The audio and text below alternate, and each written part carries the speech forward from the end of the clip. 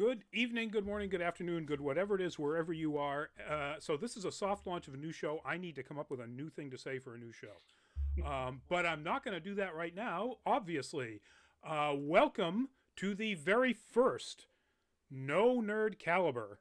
Our newest live stream is going to happen twice a month, in which we are going to be taking a look at and discussing and having a round robin argument discussion, whatever, all good natured, of course. Um, our top three, four, five things within a particular type of fandom.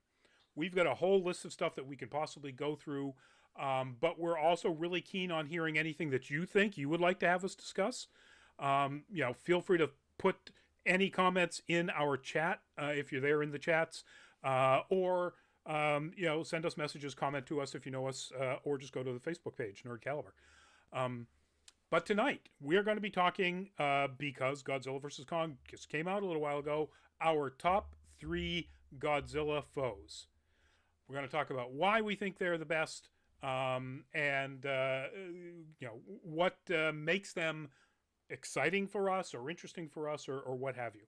And maybe, kind of put a few zingers in some of those ones that people think we would be picking as the best. Because you never know.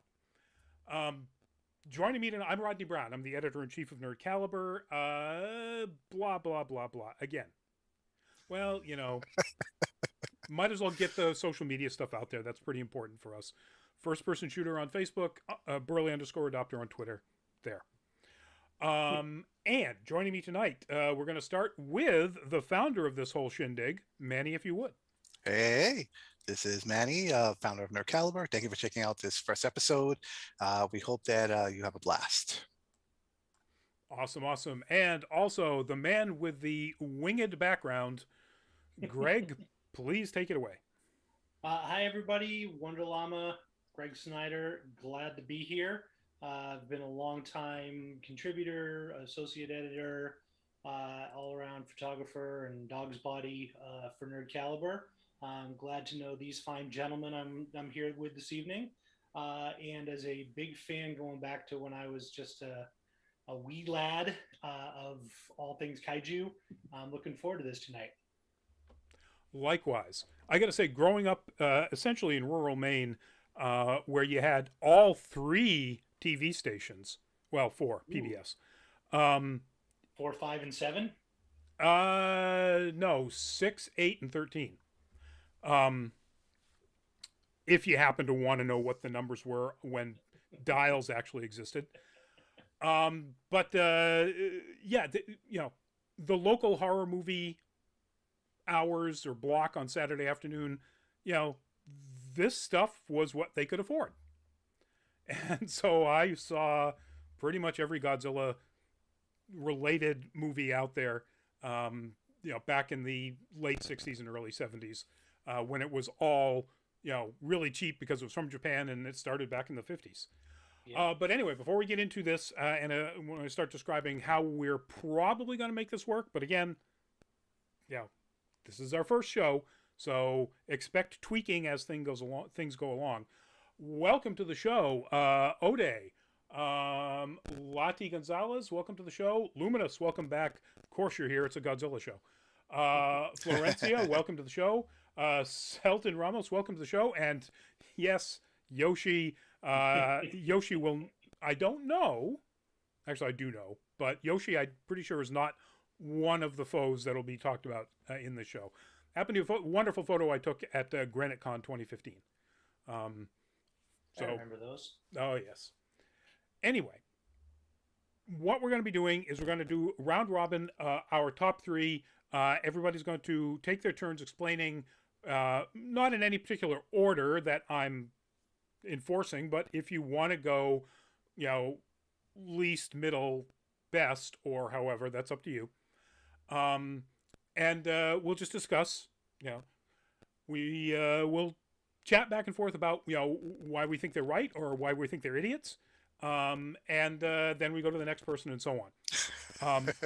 Feel free to jump in with any of your own comments about any of these choices, or any choices we haven't picked. Anything that you think we missed, maybe you think Frankenstein was the best Godzilla foe. You're wrong. but maybe you do. Anyway, so what we're going to do is we're going to start with Manny. So Manny, give us in whatever order you want to go. Your first one, who is it and why? All right. Let me go from the. I'll do my top three. I'll start from my third favorite monster. Here it goes. It is King Ghidorah. Why? Because it's a dragon with three heads. How that's like such a cool monster. I was a little weirded out when I was younger that there was no hands to the creature. Hmm. But you know, if you think about it, if you're in that suit having extra hands while you're navigating that, it might be really difficult. Plus, it had wings. But it's just such a cool creature. I've always been a fan of like dragons, especially if they have multi heads. I'm a big fan of like Tiamat from D&D. Yeah, something about it. It just calls to me. It's horrifying. Yep. So, But, Manny, when you were that age, well, this might have been a little bit later. This was a little more adult than Godzilla movies.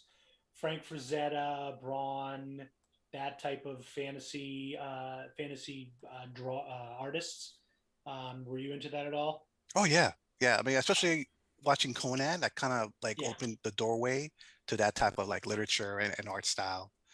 because Um, Ghidorah is right in that wheelhouse. I don't know that any of them specifically did, a three-headed dragon, but I feel like they could have or should have. yep. Yeah, I'll probably Google that. That'd be interesting to check out. I Hmm. haven't thought of that. I'm trying. There's a Frazetta painting with a multi-headed serpent something.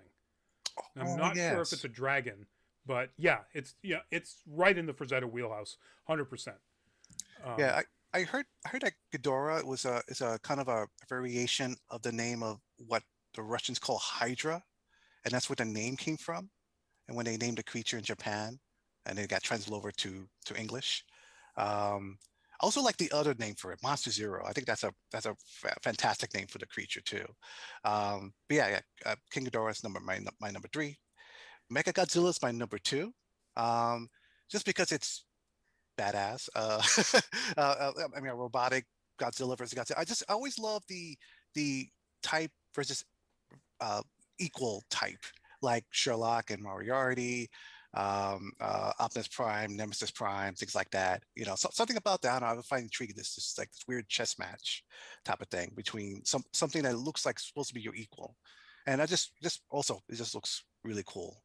Now on the Um, screen right now, Manny, I have the original Mecha Godzilla, and I'm assuming you're basing your choice on that and not pop up the one from. oh no, It's kind of a spoiler here, folks. Got to give you fair warning. Godzilla vs Kong has only been out for a few weeks, but you know, here's a more recent design of Mecha Godzilla. Let's put it that way. oh, no. I don't even like the new look for Godzilla. It just seems off for me for some reason. I mean, the only thing that looks worse than that, in my opinion, is the Godzilla from that Matthew Broderick movie from what the early 2000s. Oh, no, but yeah, Mega Oh, Godzilla. Go so ahead. is that? I'm sorry, I missed that part. Is the image that you've got up now? That's from Kong versus Godzilla that just came out. If yeah, the one with all the red sort of transformery looking Looks stuff. like a Yeah, transformer. yeah, Yeah. yeah. So again, sorry, Greg. Spoiler. I know you haven't seen it yet, but I'm sure you've Okay. heard that it's out there. Yeah. I knew he was making an appearance. Better hear it from friends. Exactly. Thank you for breaking the news to me gently. And my number one is Hedorah, or also known as the Smog Monster. Okay. Why is that one my favorite? It's because when you're a kid and you're watching this for the first time, it is the most horrifying thing to see. A creature that flies off, and then it comes out with this poisonous gas that kills people, and then it starts mutating them and liquidifying them and all that. It's just when I saw that freaked me out as a kid. I was not expected to see that type of well, right now it's corny, but the graphics at the time when you seen it as a kid, especially in the 70s, it's amazing and horrifying. Um, and I kind of call this to me in my mind, Spog Monster is kind of like trash Cthulhu. The look of it. Yep, that's he's up on the screen right now for folks. Yeah. And I say trash not to just the style of it, but because he's a pollution monster. I believe if I remember correctly, the movie had a environmental message behind it. Yep. And yeah, it was just, I mean, it's for a 70s movie, it's violent and gory, but and it's just stood with me still. Whenever I think of Godzilla movies, I always think those scenes from that movie. See, I think because I didn't see this until I was a teenager, I just thought that was dumber than a box of rocks. I mean, the design of that thing, it's like Godzilla's fighting a pile of wet gym towels. I was just thinking it looks like somebody in the production team left a different kaiju suit out in the sun for a couple of days and it melted. That could be. Honestly, I'm sure that this is some design artist's brilliant concept of what a smog monster would look like, and sorry for dumping all over your parade person back in the 1970s who designed this, but for me, that was not as dumb as Godzilla versus Frankenstein, but and I love the message. Don't get me wrong. I love the idea that they were turning this into a hey, here's a personification of pollution. Captain Planet did it better, but that's okay. True. So now I'm curious, because of Smog Monster, is Lost actually set in the same universe as Godzilla? Actually, I believe they call that Smoke Monster, right? Oh, well, smoke. Yeah. And ultimately found out it was a bunch of nanoparticles. So those damn midichlorians. It's the midichlorians. Almost as dumb a resolution in Lost as the midichlorians. But we're not here to dump on Lost. Although there's a topic, folks. How do you feel about our top 3 least favorite things about Lost? Or we could do an entire episode on 3 worst series reveal wrap up endings finales. Oh, yeah, that would be up there definitely. That's top 3. Oh God, I know. Never mind. Yeah, no, I get it. I mean, looking at the design of the character and knowing what scared me when I was a kid, this would probably freak me right out if I saw it when I was like 6, 7, 8. But when I was 13, 14 or whatever it was when I finally saw it, I'm like, no. Just didn't do it. Suspension of disbelief hadn't come back yet. Yeah. You suspended the suspension of disbelief. Well, to some extent. I mean, I still, Yeah. But no, I know what you mean. I mean, I did watch some of it recently, and a lot of it's wild. A lot of it's like, wow, I was scared of this. This what really messed me up. I mean, there was a scene where I think Godzilla punches it, and then its hand starts like melting away because I think the insides are acidic. And I remember as a kid, when I was a young kid, seeing that, I was like, oh man, what's going on here? Now I look at it like, oh, okay, that was interesting. It's amazing how it's completely aside and has nothing to do with Godzilla. But you talk about things that scared the absolute bejesus out of you when you were younger. I saw The Exorcist when it came out in '73, and I was 13, and I was traumatized. I mean, just horrified. Showed it to my son and my niece. Said, "Oh, you got to see this. You got to see this. It's scary as hell." When they were, I think, respectively 15 and 16, and they literally just laughed like nonstop through the whole movie. And I'm like, yeah, okay. Tastes have changed. Things have changed. Oddly enough, I actually saw The Shining when I was, I think, 14 or 15 at Rodney. I think you might actually know exactly where. The drive-in theater in Waterville, Maine. I know where it is. I've actually never been. Yeah. Scared the snot out of me. Oh my God. Bad idea. You do not want to be a 14-year-old seeing that movie, no matter how exposed you are to other crazy pop culture. That thing will prematurely gray you. I'm actually only 22 years old. I'll never look at twins the same way again. Yeah. Or elevator doors. Um, No. Now, and another aside, and again, we're wasting time here, but I saw it with Stephen King. Oh. So he lived on the lake where the main character from The Fog actually lives in the story, Long Lake in Bridgeton, at the time. Mhm. When they made the movie, and my friend of mine ran the local theater there, which was this like, it had the most insane projection and audio equipment you could get north of Boston in this theater in Bridgeton, Maine.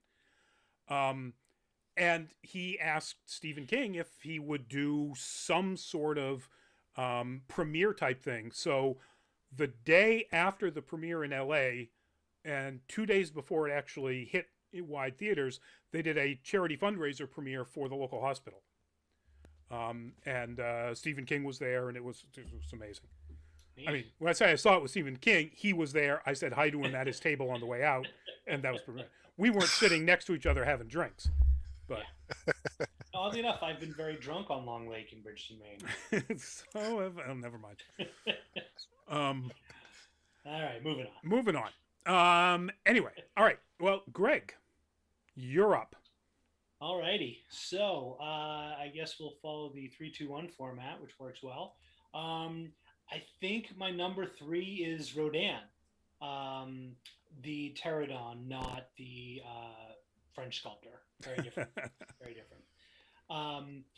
I think mostly just because, like so many little kids, I love dinosaurs, and something about flying dinosaurs was so like, what the that this crazy rubber flying dinosaur where you could see the strings in some scenes, like long before I knew anything at all about how movies were made and where the strings worked, etc.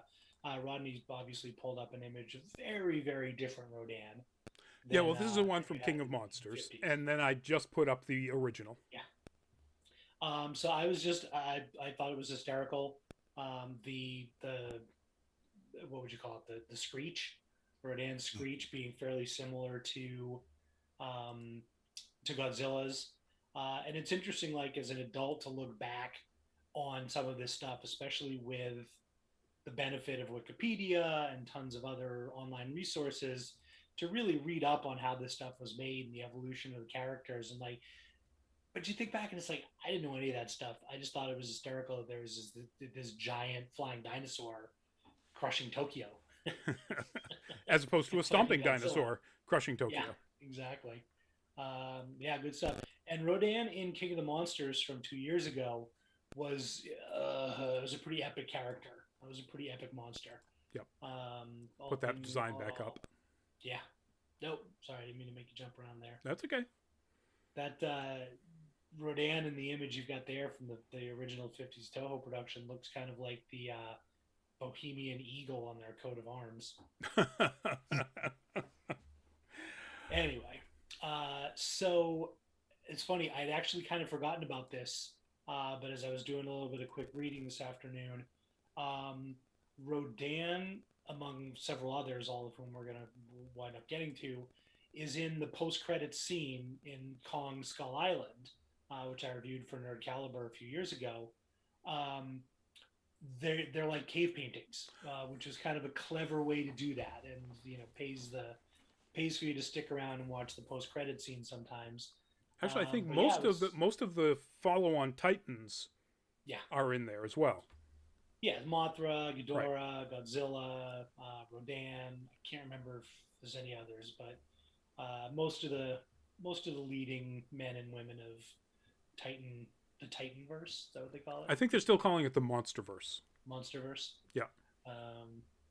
Cool.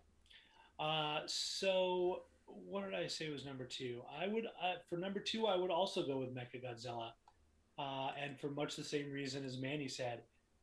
It was just, that was even before I knew anything about like Transformers or Gundam or anything like, Japanese mecha, anything.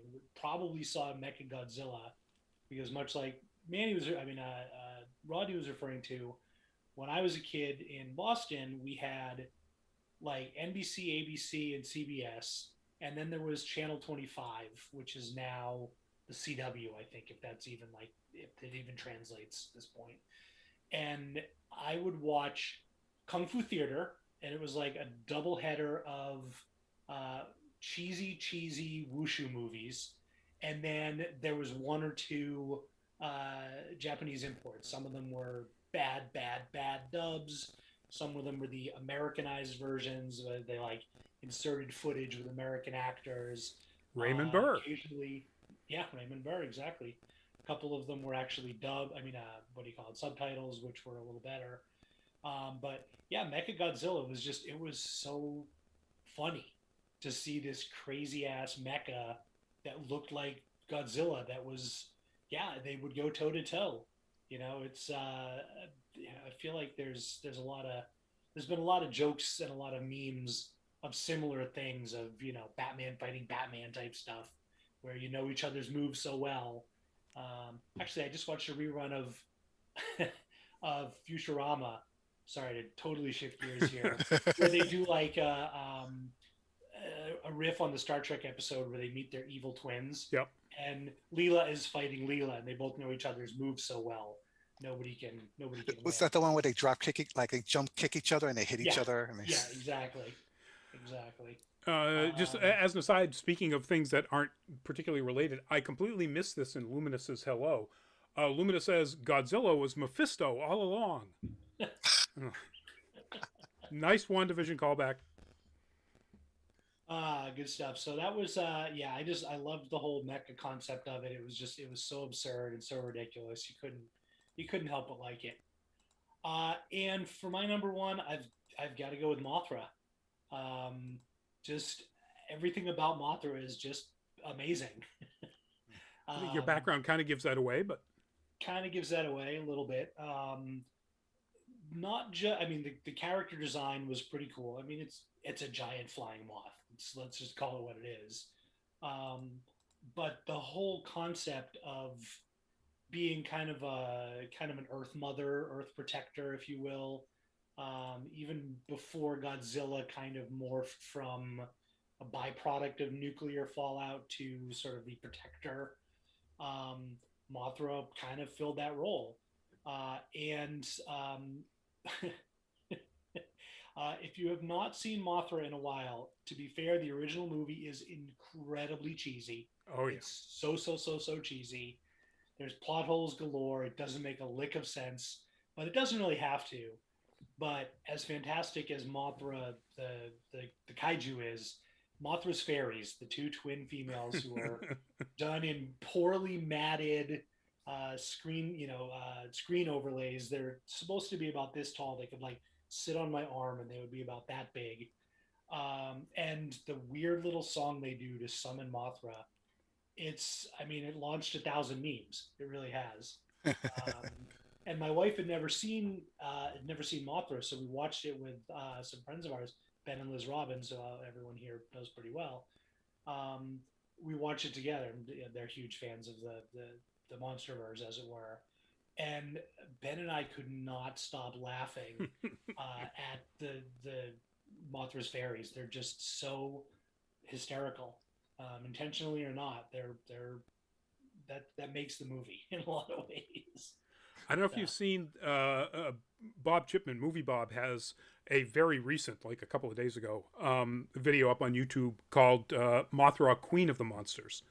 And it's a pretty good look back at how that role of sort of, if Godzilla's the king, Mothra's the queen, protector of the planet, and so on, started for the character and how it's evolved. It's a neat piece. Yeah. So just as a quick aside, I was telling these guys about this earlier. So again, as I was doing a little bit of reading this afternoon, I discovered something that I had no idea about.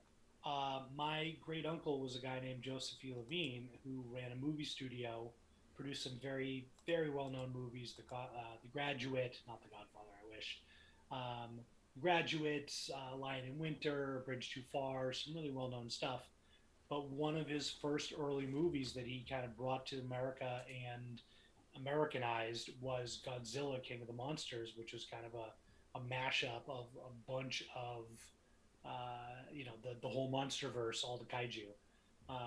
So, as Rodney got to watch a movie with Stephen King, I can say, I'm related to the guy who brought the King of the Monsters to America. And as we were discussing in chats prior to this, folks, go look up his IMDb. He's been a producer on some of my absolute favorite movies from the late 60s and early 70s on. Lion in Winter, The Graduate, just wonderful stuff. Yeah. Obviously 60s and 70s stuff more than current, so if you're not an old fart like us, you might not be familiar with it, but these are stuff that are in like the that consistently make the all-time, top 100 movie lists. Yep. Absolutely. All right, so I guess it's my turn. That for us, Rodney. All right. So let's do it the way we've been doing here. I'll stick with the format 3, 2, 1.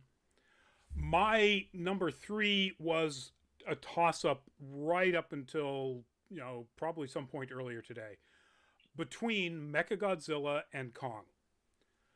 And the reason was it was such a toss-up was the two completely different flip-flop interpretations of original and new. The new Mechagodzilla, and again, apologies, Greg, is just not good at all. It's a transformer. The way it's created, what its purpose is just awful. The original Mechagodzilla was pretty awesome. I mean, do you think giant robot that fights, giant lizard that it's copied directly after? Really cool. And one of the better designs of all of these, guy in a suit, suitmation or whatever they call it, movie making styles. Kong, on the other hand, the original Kong, or Godzilla versus Kong is one of the worst costume designs I've ever seen. He looks like somebody crossed Michaela Maroney's face with a Sasquatch. It's just awful. Hey man, don't diss Sasquatch. He's a good guy. I really hate to say this, because they're using the Kong essentially from Skull Island, although they do make some modifications. This Kong is designed amazingly in Godzilla vs. Kong, the new movie. Animated fantastically, assuming it was done mocap. Whoever did the mocap was awesome. So I finally said that my number 3 is Kong. This is from the recent Godzilla vs. Kong. Greg, it's not spoiling anything. It's a picture of Kong yelling at something. Mm-hmm. And that's a real tough one, though. It's just, they did Mechagodzilla so dirty that I decided I was going to go with Kong, even though I didn't like the original design and the original movie that he's in the Godzilla franchise.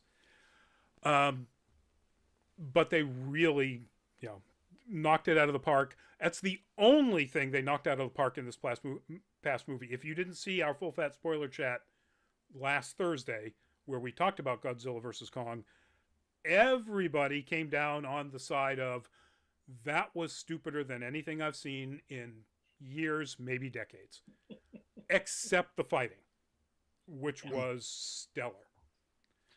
Sorry, as a quick thing, just because you said that, I don't remember who it was, but one of the funniest bits that I saw online was on Twitter.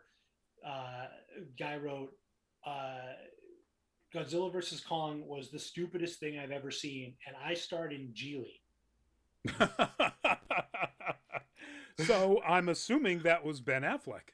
It wasn't. It was somebody else who was in Geely. I was in. Yeah. Probably one of the secondary guys. I didn't recognize his name. But it was just, if you're setting the bar somewhere below the level of your the skin on the bottom of your foot.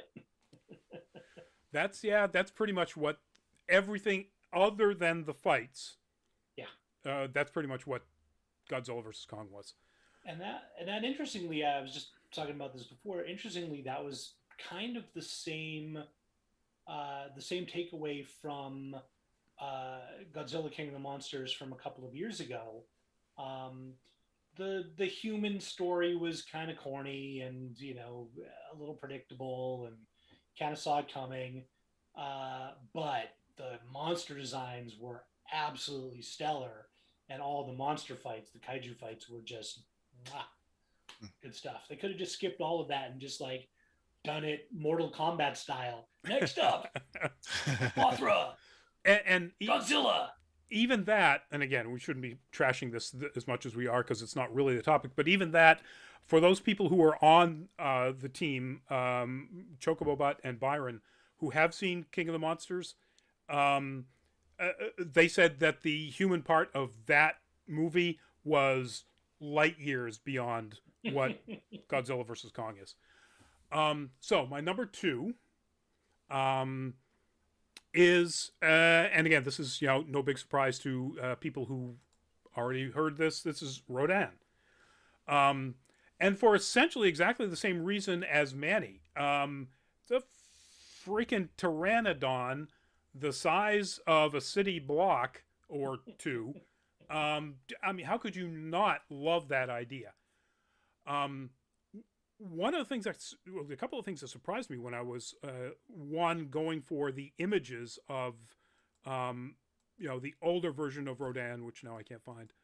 There we go.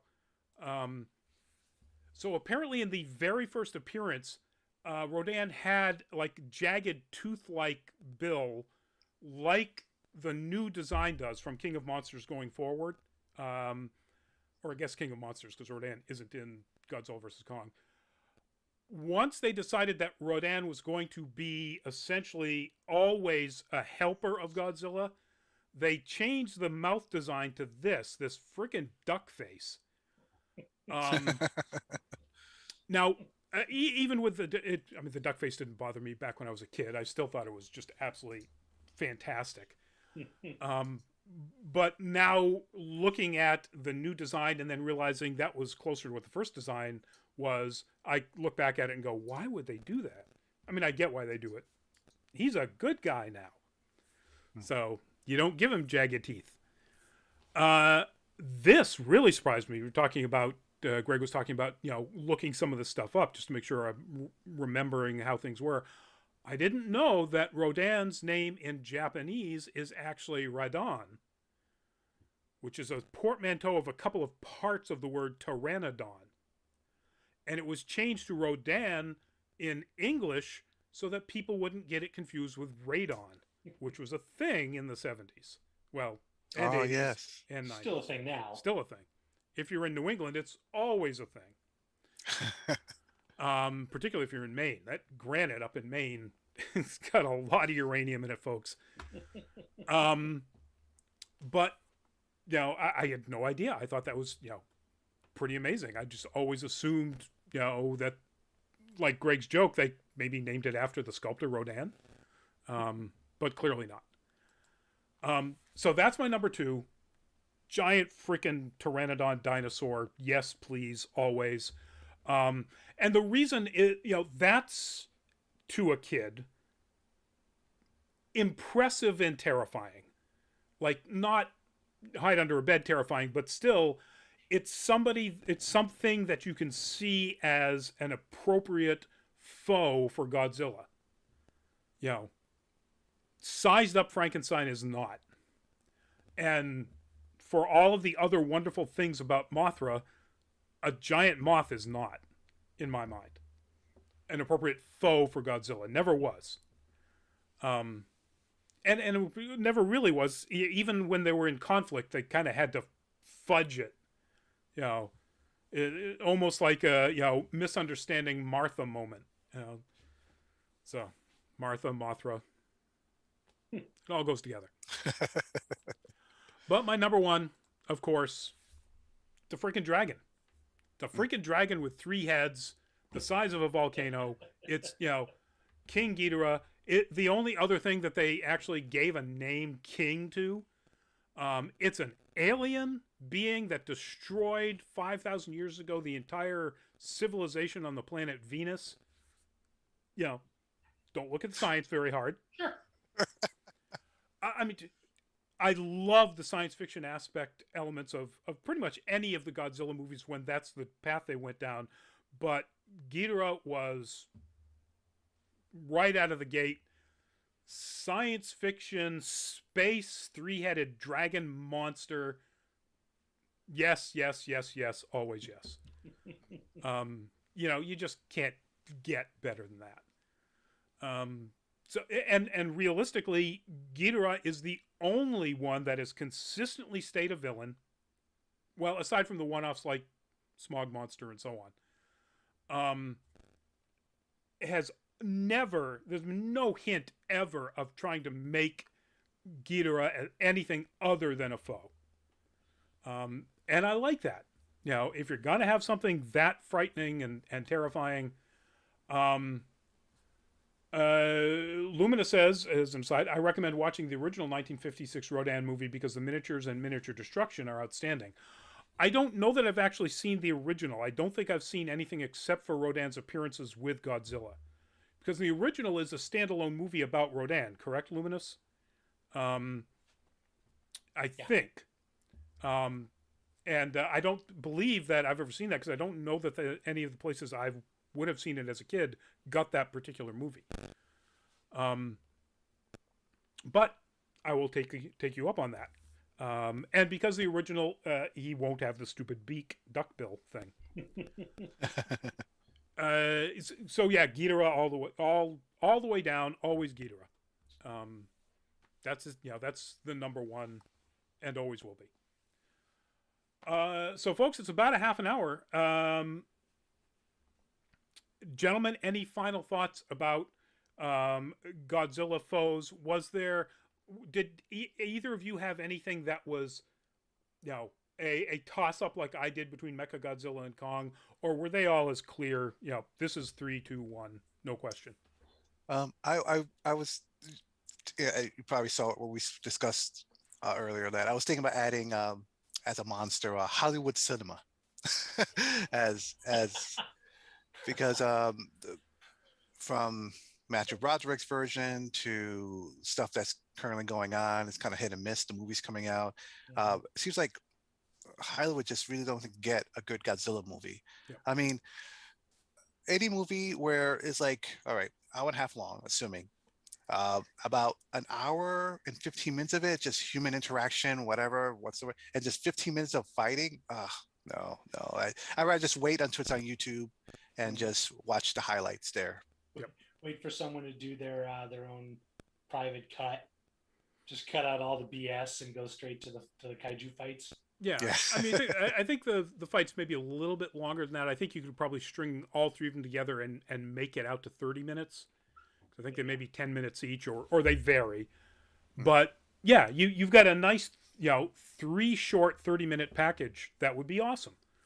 And then you could take the other hour and a half and literally throw it in the trash. Manny, I can't remember. I know Rodney said he hadn't seen it, but Manny, have you seen King of the Monsters from a couple of years ago? I have, though I have trouble recalling it so much. Okay. Because that actually, I think, did Godzilla the character did justice to him. It was very sympathetic. I mean, he's Godzilla. He's not motivated by human motivations at all, but he's a very empathetic character in some ways. Mm-hmm. The end of the second act is kind of what you'd expect, with some downs and then a triumphant up, if you will. But yeah, I mean, especially compared to the Matthew Broderick one or Peter Jackson's Kong, that comes off as considerably better, especially because the monster design is so good. Yeah. And you see lots of monsters in Memphis while I was there on work, and it was a very vocal audience, which made it a lot of fun because everyone was, really cheering for Godzilla when he came out. Luminous confirms the 1956 Rodan just has Rodan. I forgot I still had this up queued up from the spoiler chat show, but this is the promo shot of Godzilla versus Kong, of them on the aircraft carrier, and yeah, I mean the design of Godzilla in Godzilla versus Kong is dummy thick compared to even King of the Monsters.